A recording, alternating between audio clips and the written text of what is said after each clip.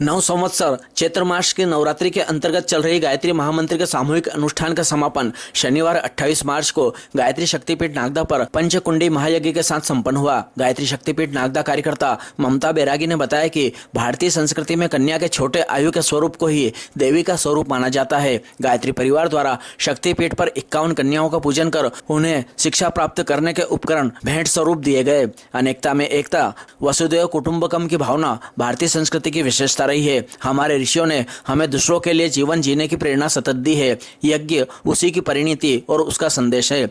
नवरात्रि की आराधना 11 लाख महामंत्र के जाप से शुरू होकर 9 दिनों तक चली, जिसमें गायत्री परिवार के लगभग 200 भाई बहनों परिजनों ने प्रातः 6 बजे से 8 बजे तक अपनी भागीदारी की। संस्कार परंपरा के अंतर्गत शक्तिपीठ पर गर्भ पूजन, पुंसवन संस्कार श्रेष्ठ संतति की कामना हेतु संपन्न हुए। पंचकुंडी गायत्री महायज्ञ का संचालन कार्यकर्ता भगवान दास बैरागी ने किया। तबला पर संगत विराट बैरागी ने की। बैरागी ने अनुष्ठान यज्ञ में सम्मिलित सभी कॉलोनी एवं ग्रामीण क्षेत्र के भाई बहनों का आभार व्यक्त किया।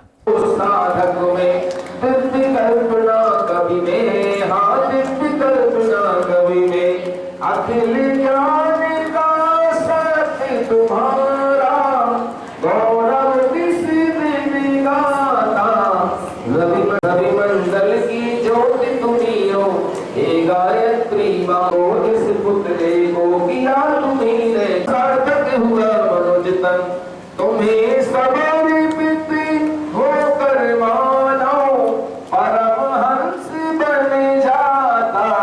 रवि मंडल की ज्योति तुम्ही हो हे गायत्री माता। रवि मंडल की ज्योति तुम्ही हो हे गायत्री माता। हर प्राणी में सा मुस्काता, पंकज सा मुस्काता। रवि गायत्री माता इदं गायत्रे इदं नमः ओम ऐं श्रीं कृष्णमूर्ति नमः स्वाहा। ओम गिरिजाय विद्महे सुप्रियाय धीमहि तन्नो दुर्गा प्रचोदयात् स्वाहा। ओम स्वाहा।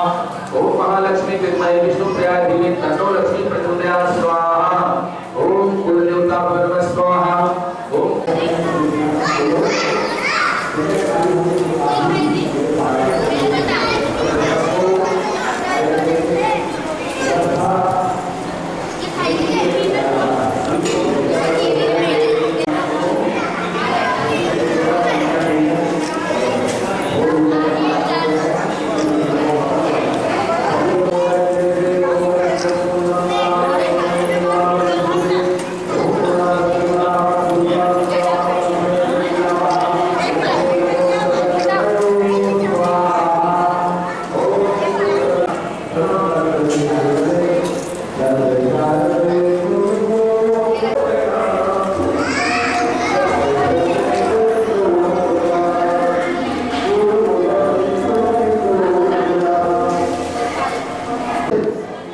संस्कारित करने के लिए, अनघड़ से सुघड़ बनाने के लिए संस्कारो नाम सभापति। इसमें जाति पदार्थों जिनर्थस्थ जो किसी पदार्थ को या जीव को सुयोग्यता प्रदान करती है, उस विधा का नाम संस्कार कहलाता है।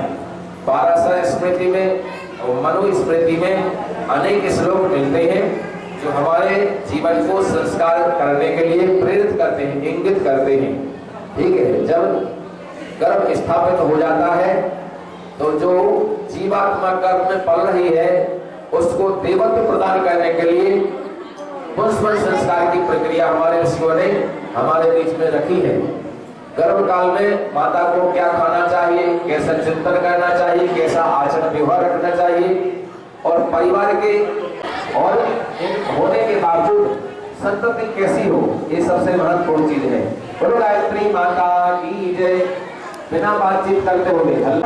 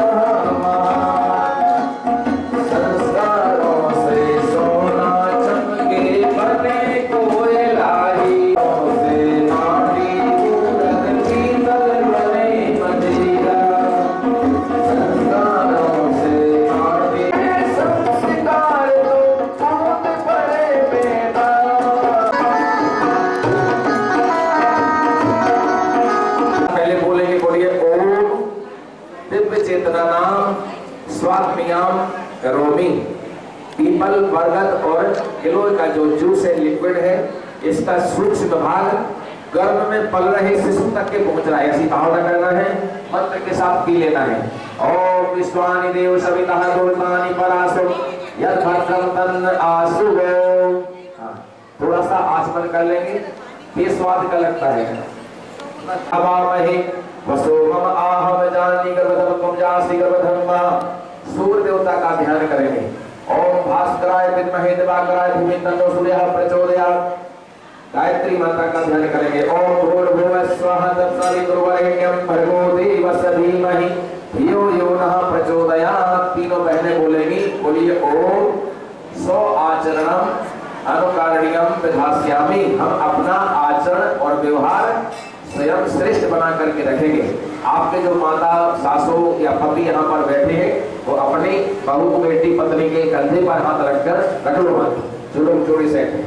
आप जोड़ी सेट है ना, आप बोलेंगे कि ओम मनु मालिन्यम नो जनस्यामि। घर में लड़ाई का, कलह का वातावरण पैदा नहीं करेंगे जब तक कि कर्मकाल पूरा नहीं होता है। ठीक है, अगर आपने लड़ाई करी तो तुरंत कार्य आने में टाइम नहीं लगेगा, और अगर आपने भक्ति भावना करी तो दो गण जैसे संत अपने घर में जन्म ले सकते हैं। सुतोसी बुद्धोसी निरंजनो संसार माया परिवार जितो। माता मदरसा ने अपने गर्भ में पल रहे सभी शिशुओं को, 3 बच्चों को साधु संत महापुरुष पढ़ाया, और चौथे बच्चे को जब जरूरत